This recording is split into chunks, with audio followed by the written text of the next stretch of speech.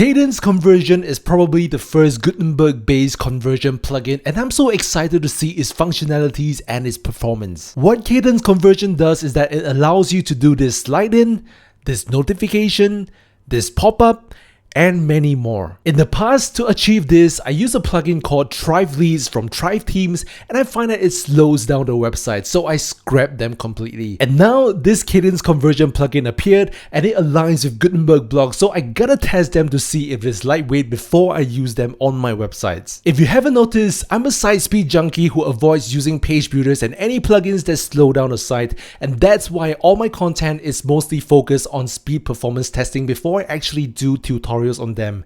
Anyway, let's get right into it.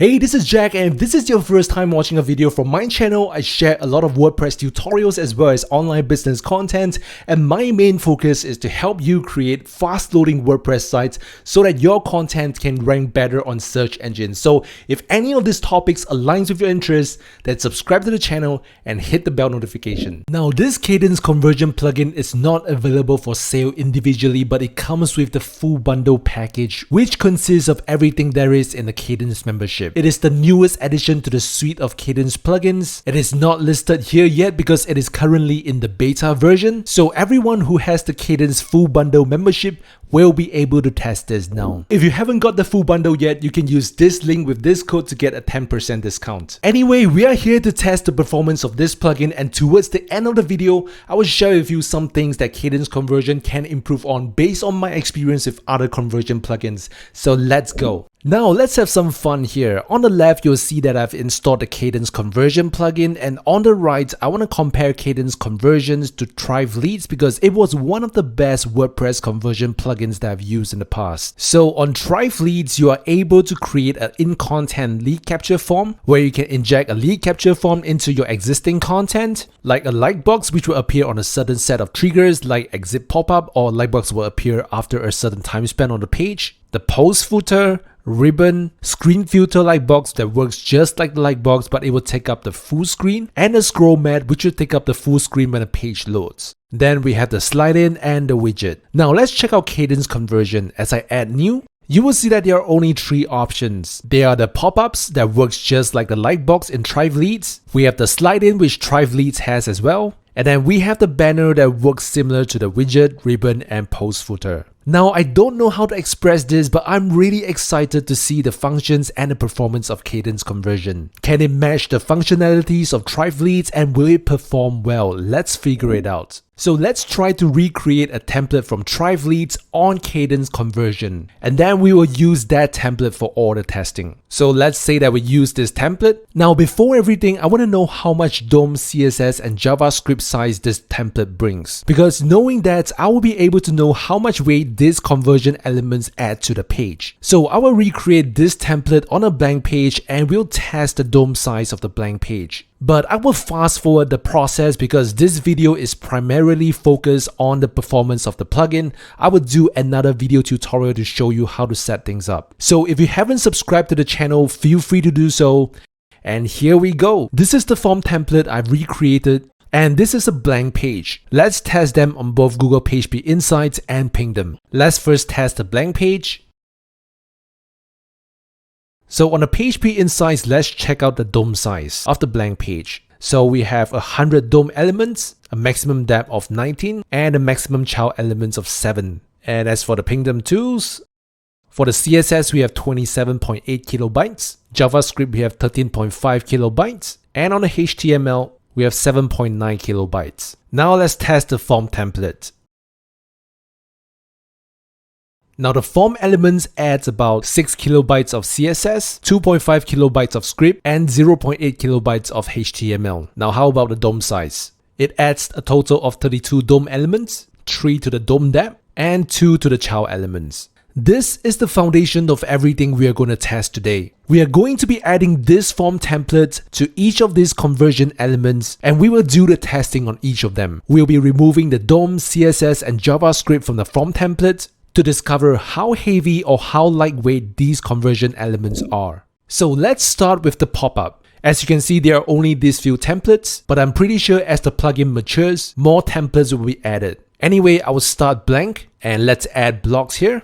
Let me copy this block and I will paste it here. Cool. And the next thing is I want to determine the launch triggers. Let's first test the time delay of maybe 3 seconds. And then I will put it as pop-up. The position setting, I'll put it as center for the horizontal align and at the top for the vertical align. The rest, I'll just leave it as it is. We'll have an overlay with the opacity of 0.5. And for the targeted pages, I'll put this as entire site. So let's publish this. And now before that, I want to test the DOM size and everything of this page. Don't worry if you don't understand what I'm trying to do. I'll explain it in a while. Let's test this on Pingdom, as well as on Google PageSpeed Insights. So for this page, before we add the conversion elements, we have a DOM size of 143, 19 on the depth, and 19 on the child elements. Now let's activate the conversion elements on this page. Let's refresh this. Let's wait for 3 seconds, and here we go. This pop-up has appeared. Now let's test this again. Let's clear the page cache. Sorry, we forgot to check the CSS and JavaScripts. So here we go. The content has a total of 27.8 kilobytes of CSS and 13.5 kilobytes of JavaScripts and 9.1 kilobytes of HTML. Now let's test the same page again because we have added the conversion elements.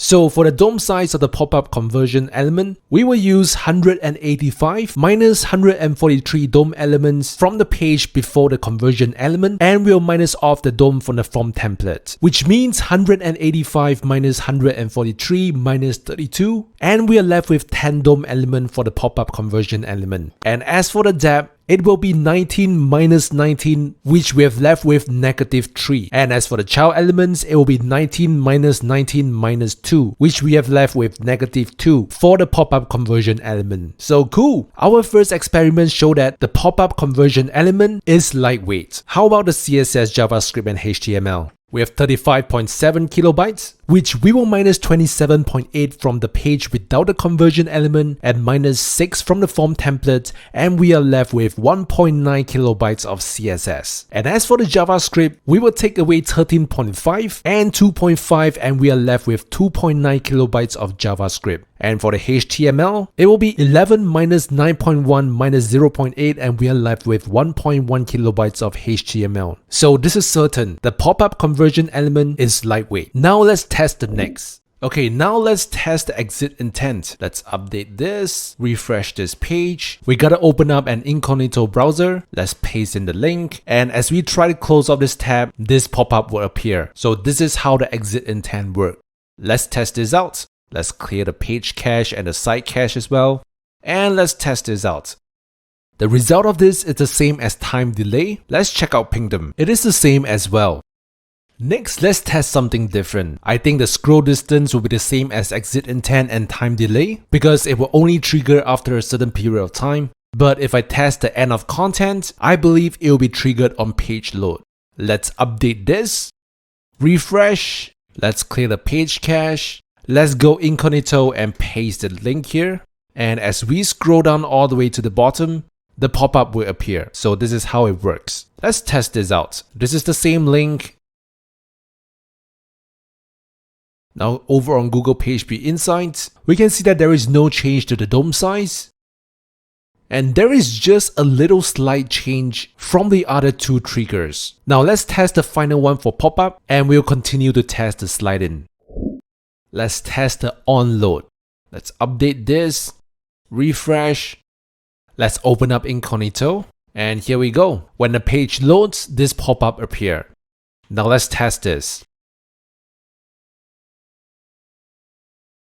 And the DOM size is the same for the CSS, JavaScript, and HTML. The size of them are quite consistent. So we can safely say that all these launch triggers are lightweight. Now let's test the slide-in. Now for the slide-in, let's do something different. The horizontal align, I want to put it to the right. For the height, I want to put it as set minimum height because on the desktop, it will be 1024. And on the mobile, we'll put it as auto. Let's update this and let's test this out. Forgot to add a trigger. Let's onload. So let's open up an incognito tab and let's test this. As you can see on load, this slide in from the bottom, but what if I want to slide in from the right and I want to align this to the middle? So this vertical align, let's put it as middle. And as for the animation settings, let's slide in from the right. Update this, open up incognito, refresh, and here we go. I'm not sure why this doesn't go to the middle. But either way, let's test this. Let's go to Pingdom and test this. Let's go to PHP Insights and test this as well.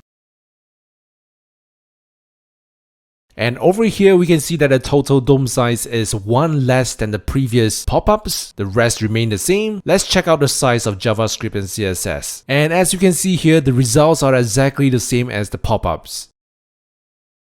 I'm assuming for the rest of the triggers for slide-in, they are going to be the same as well, because this form will only trigger as defined right here. And as for the banner, I think they are all going to be the same as well. So we can conclude the Kadence conversion elements are lightweight, which is good. And now let's talk about some things that Kadence conversion can improve upon, comparing it to Thrive leads. Now, I feel Kadence need to put more focus on their form block if they are going to compete with the other plugins on the market. As you can see from Thrive Leads, they are integrated with all these popular email marketing services such as GetResponse, Aweber, ConvertKit, ActiveCampaign, and many others.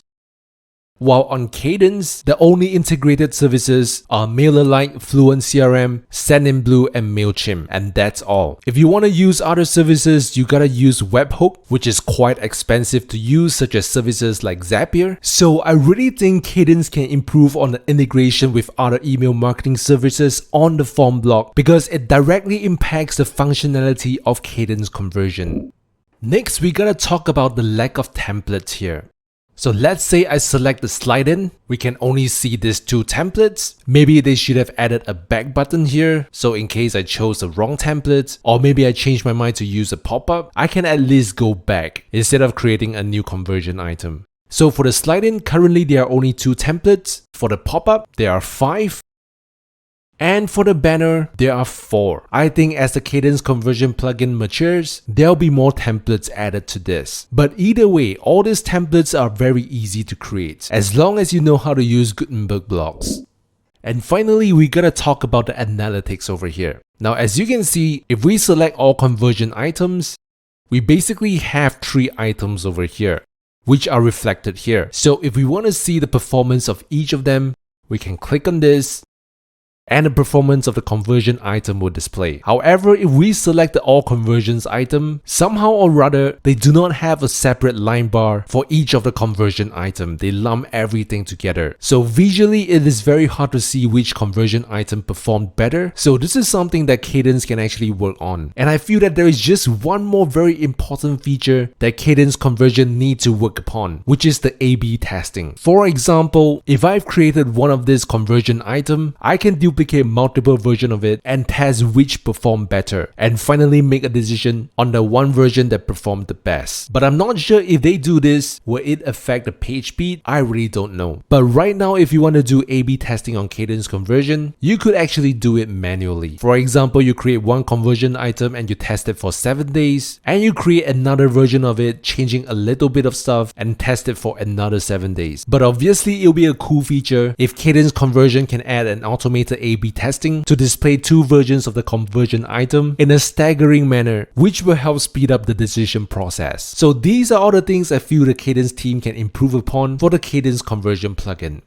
As you know, Kadence Conversion is still on the beta version, but it is already awesome and I see huge potential in this plugin. Currently, the Kadence Conversion plugin is not sold separately. I'm not sure if they ever will, but it is part of the full bundle. So if you really want to utilize the Kadence Conversion for pop-ups and slide-ins, you should really consider getting the full bundle. You can use this link with this code to get a 10% discount. Anyway, what do you think of the Kadence Conversion plugin? It is the only conversion plugin based on Gutenberg Blocks currently. I'll be creating posting an additional tutorial on how to use Kadence Conversion as well, so feel free to subscribe to the channel and hit the bell notification so you won't miss any of my videos. Also, if you happen to know of any conversion plugins based around Gutenberg Blocks, let me know in the comments as well. As far as I know, Kadence Conversion is the first and only one. Anyway, if you want to learn more about how to use the Kadence team and blocks to create amazing websites, you can check out this playlist at the top. And if you want to discover which is the cheapest, the fastest, and the best performing WordPress web hosting, you can check out this video at the bottom. All the best to you, take care, and as always, stay safe.